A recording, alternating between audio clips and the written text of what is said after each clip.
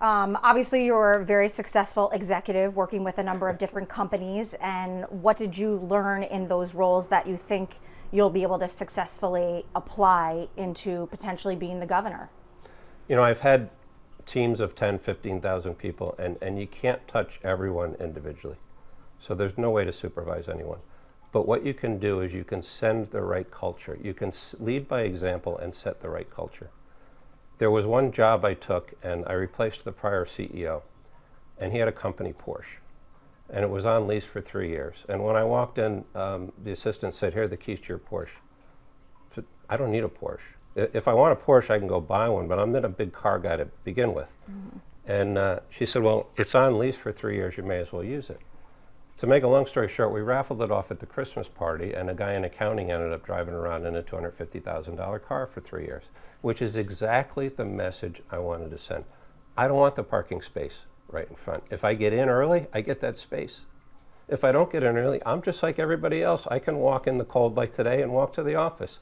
Why do legislators have reserved parking spaces at the Capitol? In fact, they have 2 spaces. They've got 2 offices, one at the Capitol building and one at the LOB. So leading by example, setting the right culture. When you've got legislators in Hartford, like we saw last year, drinking during a session on the roof of the parking garage and going onto the floor of the House and testifying under the influence of whatever. And it gets on national TV, it's on the Jimmy Kimmel show, making fun of Connecticut. And then the governor says, "Well, if I get what I want, I'll give him a pass." I'll tell you, Aaron, if that were in the corporate world, that CEO or that governor would be fired immediately. So why don't we hold the public sector to the same standard that we hold the private sector? And I know it's harder to manage in government. I know it involves more consensus, but there are certain principles around accountability, setting the right culture, being responsible that absolutely transfer from one organization to another. And we're going to clean it up there, and people are going to be happy with what they see. It's funny, it's on a much smaller scale, but my father was a high school principal for a number of years on Long Island, and when he got the job, they said, "Here's your parking spot," and it had a 1 on it. Right. And he said, "I'm not taking that spot." And he parked with everyone else, and anyone could use any of the spots. He just thought, I'm not number 1 because I'm the principal. Right. If you do, what does it say? You're telling people, I think I'm better than you. I'm just as healthy to walk in the door as any. In fact, I'm healthier than a lot of those other people. Mm-hmm. So why should this 65-year-old woman have to walk from the back of the parking lot and an able-bodied person gets driven right up to the door? It doesn't make sense. It sends the wrong message. And the problem, Aaron, is we've gotten so used to it in public service, nobody even questions it anymore. And we're going to wake people up. We're going to wake people up to the fact that government serves us. We don't serve, people in Connecticut do not serve government. They were established to serve us. Mm-hmm. And we're going to drive that home. That's a good point. Coronavirus. Yes. We are still dealing with this 2 years later now. Obviously, I know we're going to talk later about the mask effort that you and Amy and your family did, which was incredible. But in terms of coronavirus as a whole and how our state has dealt with it, how do you think the governor has handled coronavirus as a whole? Well, I'll start with, in fairness to the governor, people didn't understand what this was. If you recall at the start, we thought we could transmit it by touching surfaces.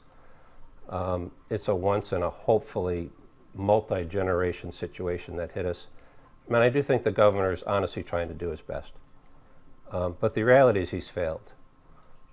He's had 7 extension of emergency powers. He stepped up and said, I want to be the one in charge. I want to be the one making the decisions. And that's great, but if it doesn't work out, you have to hold yourself accountable. You can't blame it on a vendor who didn't get you test kits. You have to hold accountable. And as of last week, we hit the highest positivity rate we've had in the history of COVID. Hospitalizations are starting to reach their peak. And you have to look at the results. The people in Connecticut are tired. Again, they've done everything they've been asked to do. You go to a restaurant, almost any restaurant in the state, they've got plexiglass barriers set up. People are getting their COVID test when they need to. They're getting vaccinated for the most part, and I encourage people to get vaccinated. I've been vaccinated. I do think it should be a personal choice. I encourage people to do it. but people have done everything they've been asked to do, and it's the worst it's ever been. You cannot step back from that when you've had unilateral authority and nobody else to blame it on and say we're a success. You can't do it, Erin. There's definitely a level of frustration amongst all people, I think it would be fair to say, in Connecticut and probably across the country, no matter where you politically lean. In terms of the emergency powers, Lamont and his administration did mention recently that there is a possibility they will be extended once again. How do you feel about that? Absolutely not. First of all, it hasn't worked. He's made the decisions on his own, and Omicron proves it hasn't worked. Second of all, the essence of government is that you have checks and balances. We've gone close to 2 years now with no checks and balances. And it'd be one thing if it had worked, Erin. You could argue, well, okay, he's the wisest in the room, let him make the decision. But it hasn't. So it's time to get some other viewpoints. People elect their local representative to go up to Hartford and represent them on these issues. They've been locked out of the building for close to 2 years now. If anything's screaming for more input, it's where we stand on COVID right now. So absolutely not to any extension. And our legislators need to step up. And they need to be bold to do it, because going into an election year, I assume there's some legislators that probably don't want to have to make these tough decisions. But that's what they were elected to do. It's time for them to step up, and it's time for them to serve the people that elected them, and Governor Lamont needs to allow it. What would you do differently in terms of your handling of this pandemic? Because it likely is going to be with us for some time. Well, first of all, he should have gotten the PPE out there earlier, particularly to the nursing homes. We were fortunate to find a private source of masks, and we had 1.5 million masks out there, and a lot of those were out before the governor had any. So as a leader, you've got to take accountability. You can't complain about it being stuck on a runway in China. You can't blame the federal government that they didn't get the masks to you. You have to do what we did. Is I got in my pickup truck, we drove to New Jersey, we went to a bank, we got a certified check, we inspected the masks, we put them in the back of our truck, and we drove them home. That's what a leader does. Second of all is we need to protect our most vulnerable. Over 75% of the deaths from COVID are in people that are 65 and over. To be sending COVID-infected patients, which Governor Lamont asked nursing homes to do, to be sending infected patients into nursing homes right now, that we know are the most vulnerable, makes absolutely no sense whatsoever. What happened to the billions of dollars of COVID money that we got? We should have used that to set up transfer stations and rehabilitation houses for people coming out of hospitals. We should have used it to buy at-home COVID tests. We should have used it to set up more testing centers. Over the holidays, people are trying to enjoy their holidays, and they're waiting in line 3, 4, 5 hours for a simple COVID test. So there was no plan. There was no anticipation of another variant coming. And at some point, the governor has to stand up and say it's his responsibility. What he likes to do is say, well, we're not as bad as Florida, or we're not as bad as South Carolina. That's absolutely irrelevant. I'm a New York Giants fan. You know, they had a horrible season this year, but it doesn't make me any happier that the Jets had a worse season, right? I hold the Giants coach accountable. I'm a Jets fan. So Sorry, feel Erin, bad you're a for Patriots me. fan. No, Jets, no Pats. But you can't, this is not a relative game. This is, you're the leader. You've got executive authority. And when I'm the leader, I will step up. I will take the input of the legislature. I will take the input of the people of Connecticut. I will make the final decision. And if it works, that's great. And if it doesn't, I'll take accountability for it. That's what a leader does. He doesn't blame a supplier in California when he's promised home testing kits to people over the holidays and that supplier doesn't deliver. He doesn't blame the supplier for misrepresentation like Governor Lamont did. If I were governor, Erin, and it's going to sound silly, I would have gotten in a plane and gone out to California and put them in a truck and drove them back myself, because the people of Connecticut are relying on it. You can't be on vacation when the state is in a state of emergency. You can't be laying on a beach in Florida when people are waiting in line 3 hours. And I think part of the issue is people have been beat down so much in Connecticut, they've lost their perspective and they view these things as normal. That's abnormal. A leader needs to be there, he or she needs to be accountable, and he or she needs to deal with the issues and be responsible for it. And that's what we're going to bring to Connecticut when I'm governor. The latest testing kit issue obviously is a huge problem. People are very frustrated by not only the long lines, as you mentioned, but the fact that if you go into CVS or Walgreens or you go on the internet, you can't even frankly buy them. even if you have the money to buy them, which they're very expensive, I might add as well. That has been a big hiccup as of lately. But when studies have been done or different research projects, Lamonts' favorability has been decent at times, over 50%. At one time, I believe he was the most popular Democratic governor. How do you overcome a lot of people in this state, over half at points, feeling like he's doing a good job? I would say a couple things. I would say that was before the events of over the holidays and today. That was before Governor Lamont promised 3 million home testing kits to the residents of Connecticut, and they never showed up. That was before the COVID rate spiked to the highest level we've seen. That's before people have been waiting in hours for a simple test. I think the other thing, Aaron, is politics. 11 months is an eternity. And a lot of things can change between now and then. And I think people are, absent COVID, people are not real happy out there when you're paying massive utility bills and the shelves are half empty because of supply chain problems, which nobody has really explained what that means. And there's crime is rampant, and they're worried about going to bed at night, and they're worried about their kids, and they want to have a say in their kids' education. Those things are very much in the minds of people of Connecticut right now. And when hopefully COVID subsides, that's going to come back into the front. And I think when the dust settles on COVID, it's not going to be a real good reflection on Governor Lamont. What do you think you're going to do differently in 2022 than you did in 2018? First of all, a broader platform. Tax reform is absolutely important, and that impacts affordability and having people be able to stay here. But it's also more than that. It's affordable health care. It's being safe at night on the streets. It's being able to leave your car in the driveway and have it not be stolen. It's about transparency in government. It's about no more insider deals. I mean, the details still haven't come out, but Governor Lamont gave a no-bid contract to a company partially owned by his wife.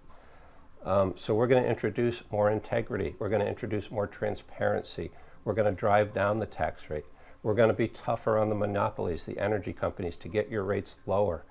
We're going to resource our crime departments. And there's going to be a platform around every one of those things. Certainly tax reform will be part of it, but it's not going to be only about tax reform this time. It's going to be about all the things that are concerning Connecticut residents. So for those who've maybe voted for you in 2018 or didn't vote for you in 2018, what's your message to the viewers who some may know you from 2018 and some may not be that familiar with you? What do you want people at home to really know about Bob Stefanowski? That I care about people. I'd never been in politics before. I'm not doing this for some big ego kick. I'm doing this because Connecticut has been terrific to me. I grew up in New Haven. I won the lottery with my parents, right? They saved for education. They sent me to school. There was a lot of hard work. There was some luck involved, because there always is. But I want to create that environment for the people of Connecticut. I care about the people of Connecticut. Selfishly, I don't want to have to go down to Florida to see my grandkids someday. I want to create vibrant cities, a good working environment, so that my 3 daughters and kids across the state want to stay. The most impactful moments, Aaron, is when I'm on a campaign trail. I was at one event, and a high school football coach came up to me, and he said, I was really disappointed you lost last time. We were counting on you to finally start to turn things around. And again, he doesn't want us to turn into nirvana overnight. He wants to see little incremental steps, and that's what families out there want to see. And little things add up to big things. So I want people to know I care about them. I care about the families of Connecticut. We can get Connecticut back to what it used to be. It's going to take a lot of hard work. It's going to take a lot of collaboration amongst both parties. But with the state of Connecticut, we've got a great population out there, hardworking, entrepreneurial people. With their help, we can absolutely turn the state around, and that's what we're going to do, Aaron. Probably the most divided Yes. that we have been. So Yes. what can you do to bridge that divide? Yeah, well, number one is in the corporate world, which admittedly is different, I've been very successful at getting diverse groups of people to work together. In fact, I like to bring diversity. My leadership team, I always had people with different perspectives, because if you surround, and it's a tendency of most people to surround themselves with people that are exactly like them, because it's more comfortable. But if you do that, you're not going to learn. So first of all is to embrace people's opinion. The partisanship we're seeing today in Washington and Hartford is absolutely unacceptable. And we need to rein it in. And the way you rein it in is by building relationships with people and understanding them, not necessarily agreeing with them, but understanding them. And I think as governor, you've got to corral all of those inputs. You've got to deal with everybody fairly. And then at the end of the day, when it comes to your decision, you make it and you don't look back. And I think the phrase elephant in the room, I can remember meetings in corporate, and you've probably been in them. You've got 10 people in the room and everybody's talking politely, but there's a real issue out there that nobody wants to bring. And then you go back to your office and I've got 5 people lined up in front of me wanting to talk about the issue that we should have talked about in the meeting.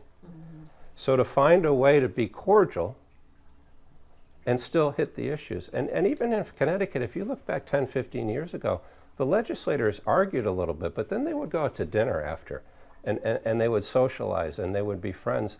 And we need to bring that back because A, you're going to be more effective and it's not fun running around hating the other side. You should never hate the other side. I may disagree with what some Democrats say, but they're trying to do their best.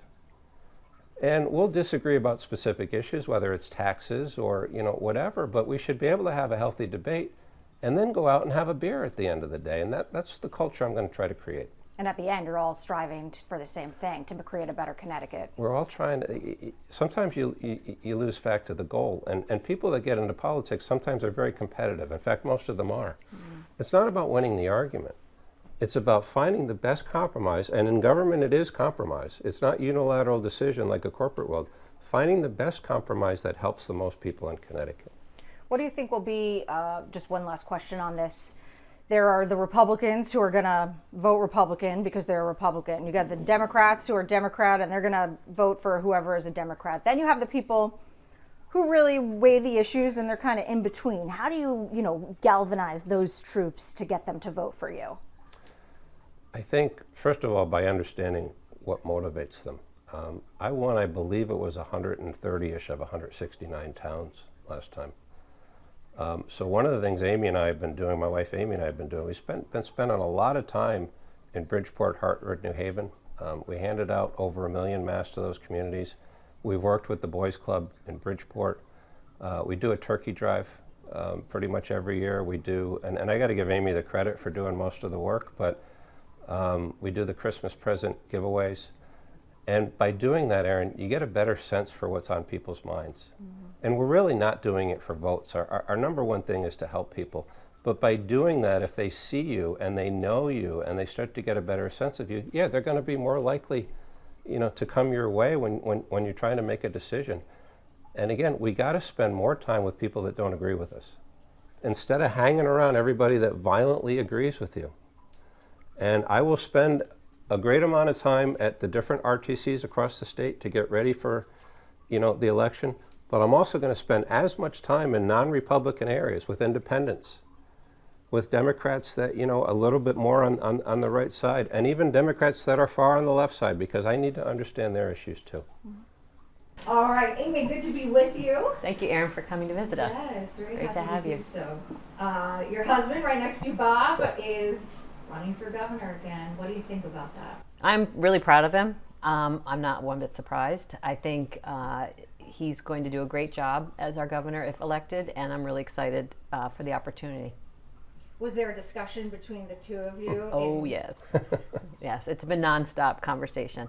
And we work as a team, and we've talked a lot about how exciting an opportunity it could be. And we've met so many people around the state, and our family is here, Bob's family and my family, our family, and we've met so many people over the last few years and growing up here that we realize what a struggle people are having in Connecticut right now. And I really think Bob would do a great job. He really has a big heart, and he's really good at looking at problems and helping fix them, and he's a great leader. I've worked for him in the past, so I know he's great to work with, and he's hardworking. Plus, we have a family budget, and I know what he can do to a budget and get in there, rip it apart, keep the things that are important, because we all have things we have to still spend money on, but finding those little things that we could do better on. So I think he could do that for the state. What do you think it also says to your 3 daughters, the fact that you lost narrowly in 2018, and your husband and you have decided to go for it again. I think it's about perseverance a little bit, and not giving up on something if you really feel strongly about it. And I think they are proud of that. And it's a good lesson for them to know that if you really want something and you believe in it and you think it's important, you got to go for it. Is it a difficult situation in the sense you obviously, you're married, you have 3 beautiful daughters, you lead a very nice life, and you're opening yourself up to obviously criticism and potentially tough times? Is it difficult knowing that is just kind of a part of this whole process? It is in some ways. In some ways, I realize it's work, right? It's part of what we're about to get into. So it's hard when you see it happen to people you care about. I think that's the hardest part. But at the end of the day, I know he's doing the right thing for the right reasons, and if it all works out in the end, it's going to be okay. The process is not always fun, but I think it'll be all right. What do you think? I think it'll be great. I mean, we thought a lot about it. What's the best way for us to give back to a state that's been terrific? We've done a lot on the charity side since the last election. We've thought about things from setting up our own school to having a boys' center. When you think about the amount of money that you have to spend, it's unfortunate in politics today, the amount of money that it takes. We had a lot of serious discussion about, is that money better used, helping young kids with a school, or doing political advertisements on TV? And I think where we ended up, or I know where we ended up, is being governor, you've just got the ability to have more scope. You've got the ability to influence more people, and we are truly a team.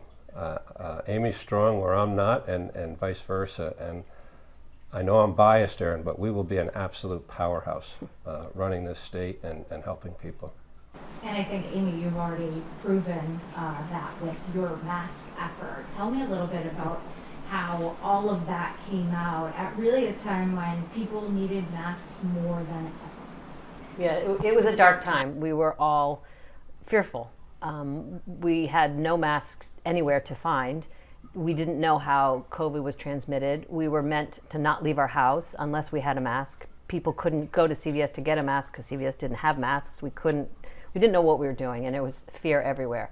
And I have to say, one thing that's great about Bob is he's an action kind of guy. So there was an opportunity to go purchase some masks. He jumped in his pickup truck, went to New Jersey. He got down there, and the guy was in a full hazmat suit, mask, gloves, and Bob didn't even have a mask on. They went down there, which was not the best thing. But again, it just shows at that time we were ill prepared. We were very ill prepared. But they brought the masks back, and they didn't even make it through Fairfield County, and they gave all the masks away to all the hospitals in Fairfield County. If you remember, that's where it came up from New York City at the time. So he and Pat Sasser went back, and they got more masks. They reached out to more hospitals. And what they would do is their job was procurement, making sure they were the right masks, that they were legit. They paid for them, did all the funding part. And then my job was distribution. So we kept masks at different places across the state. So we had our friends' garages. I mean, basically our garage was the main hub, distribution, and we had friends around the state who had supplies. And then from there, we had wonderful tons of volunteers helping us distribute masks. And every morning I'd get up 4:30, I'd start texting everybody, okay, you need please to deliver to this nursing home, or please can you drop at this hospital, or we got another request. And then they would send them back. Okay, the different places have them already, they're good. And that was amazing too. People would say, we're good for now. We know other people needed them. There was so much of that. So the volunteers would come back and say, this nursing home was good, but they mentioned another nursing home down the street, or their cousin that works in this hospital asked if we could. And the network just grew bigger and bigger and bigger, that we were all getting requests constantly. So I'd say, Bob, you got to go get more. You got to go get more. So he would be really busy fundraising and driving down there and procuring more. And procurement was it was the Wild West back then. So procurement was a big job. So he was in charge of procurement, bringing them back, and we were in charge of distribution. And then we finally got to a point where the hospitals were good. We got to a point where the first responders were good. Everybody had what they needed, but the people of Connecticut still couldn't get them. So that's when we were very lucky enough to partner with WFSB and Scott Haney, and we did, I think, 15 events across the state. Yeah. I think we were down to Tuesday and Thursday. Every Tuesday and Thursday we would do an event.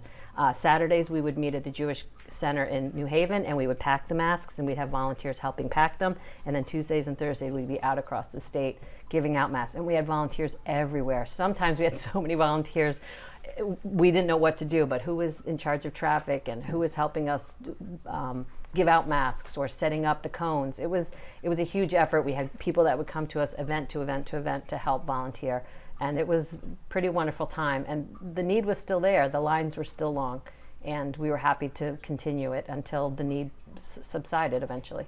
I was going to ask you about that because you're out there canvassing the state at so many different locations. You really hit all corners of the state trying to get these masks in the hands of people who desperately needed them at the time. What was it like seeing that need and seeing lines of cars and seeing the relief and happiness from people who desperately needed these masks in a little Ziploc bag that you had provided them? I imagine it probably brought on some mixed emotions. It was. I think someone coined the phrase, it was equal parts heartwarming and heartbreaking. Heartbreaking to see that the lines everywhere we would go were still so long across the state, and heartwarming to see how many volunteers would come. Or again, people would say, I only need 5, or can I have some for my neighbor? Or the people were just so good at looking after each other. We had groups of kids in Waterbury. They said, we would like to distribute this door to door at the senior centers in Waterbury. The seniors aren't going to drive here, but we'd like to walk them around. From then on, we really tried to have a walk-up part to all our events as well, because we realized we can't just have drive-ups. So through the spirit and the relationships and all the volunteers, it got bigger and broader, and it was heartwarming. Is that really an example where, politics doesn't matter? No, none of that mattered. No, it was we about had, service. We had Democrat representatives, Republicans, independent. And at that time, it's hard to remember that time, but people were really, understandably, really, really nervous. And you'd have a car drive up, and they would literally crack the back window like this, and you'd stuff a bag of 5 masks in. But people didn't necessarily have a lot of money, but they wanted to help somehow. And not only did we help people in Connecticut, but a lot of the volunteers got a lot out of it as well. They were cramped up in their home. They were scared. And the mask protected people. You can argue, there's a lot of debate about masks, but I'll tell you the thing it did, it gave people a sense of safety. And even if it didn't do anything, I can tell you people felt safer after they came through our line. We had one woman drive up, and I put 5 in a bag in her back seat, and she said, I really hate to trouble you, but is there any way I could get another 5? And I slipped them in, and she said, I'll tell you why I asked. She said, I've got leukemia, and I'm high risk, and I've been wearing the same mask for a week now. So I immediately put about 10 more bags in her back seat. But there are so many stories like that of people that just didn't have access. Nursing homes where they would use a disposable mask. These masks are supposed to be used 1 or 2 days, hanging them on a peg at night and reusing them for an entire week. Nursing home staff going in and putting garbage bags over themselves because they didn't have surgical gowns. And it was just, We had a Amy and I were doctor. talking about it over Christmas. It's one of the best experiences we've ever been involved in. And again, to have our girls watch that and have us help people, it's just an amazing. It was. I remember the one guy who used a coffee filter. He was all proud of himself because he was using a coffee filter as a mask. And to your point, at the time we didn't know how important or unimportant they were, but now I could go to CVS. Now I could go out and pick something up if I needed to. We had to have them, and it was an option at the time, and it was very heartwarming. And the volunteers were the best. It was the best part. We had a lot of fun. Everybody wanted to say, okay, they get my text at 5 a.m. Where am I going today? I want to help. What can I do? I can do more. I can do more. We'd have T-shirts at every event. We did, WFSB and all of our sponsors on it. So it ended up being something that you look forward to Absolutely. every week. And the girls at first were nervous about us going out. The girls were definitely, our daughters were a little uncomfortable at first, and then after a while they knew we were going to go. We were safe. We never got COVID. We were fine. We watched it. Knock on wood. Knock on wood. Yeah. And then eventually they would come and help us as well. Our daughters came and helped a few times, which was fun. For me, it was just the great spirit of the people of Connecticut. And it gives you hope that we can turn our state around, because there are so many good people out there. They're not asking for a lot. Right? They're not asking for 5 cruises a year. They're asking for affordable, state to live in. They want to give back. And just to see those some of these days it was 90, 95 degree heat, and they were still showing up, standing there for 5 hours and just doing it. And with that kind of person in Connecticut, that kind of character, that kind of commitment, it just gives you a lot of hope that we've got a great future here in Connecticut. If we can just get government to help people, get out of the way, help people, and let them do their own thing, the people of Connecticut get it. And we have to leverage that strength. But I don't know about That's you. what I was going to say. I was going to say it's the breadth of the amazing people of Connecticut and how they all want to pitch in, and we all just want to go to work, take care of our families, have a week's vacation, and just be able to live in the state that we love and work together. This was nothing about politics. It was all just working together, and that's what's so heartwarming about being part of this effort. Did it inspire you or push you to make your decision to decide to run for governor after doing these events? Did it play a role? It's an interesting contrast. The first time around, we kind of came out of nowhere and didn't know a lot and didn't know a lot of people. And we've been getting egged on for a while by a lot of people just all across the state. Are you going to run? When are you going to announce? Sign me up to help. And a lot of those people that helped us on the mask campaign are going to be big, I think, advocates for us in the governor campaign. And I like leadership, and I like driving people towards a common purpose on a much smaller scale. The mask initiative, we started with nothing. We found a broker. We found a distribution network. Amy set up a system. We used our garage.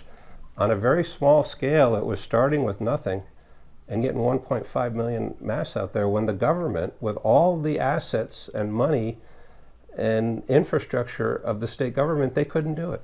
And we did it. So it gives me hope that we can do the same thing with the state of Connecticut. It speaks to your leadership, and it also speaks to your ability to build relationships with people. And I think the relationships were what made the mask effort successful. Building relationships across political spectrums, across location, and I think it really does speak to those relationships, and I think that will be very helpful going forward. What do people not know about Bob? What's some things you don't know Be careful, honey. about your He's a very sweet guy. He's obviously a serious guy, but he's also very sweet, very kind-hearted, very loyal. He's a great guy. He is. He may look serious, but he's a pretty good guy. So we've been married 30 years, and it's been I've been very lucky. very lucky. Great family. Like I said, my dad's 92. He's still around. Amy's parents are both around. 3 great girls.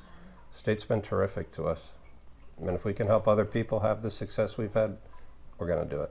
We want everyone to be as happy and prosperous and have all the opportunities that they wish to have.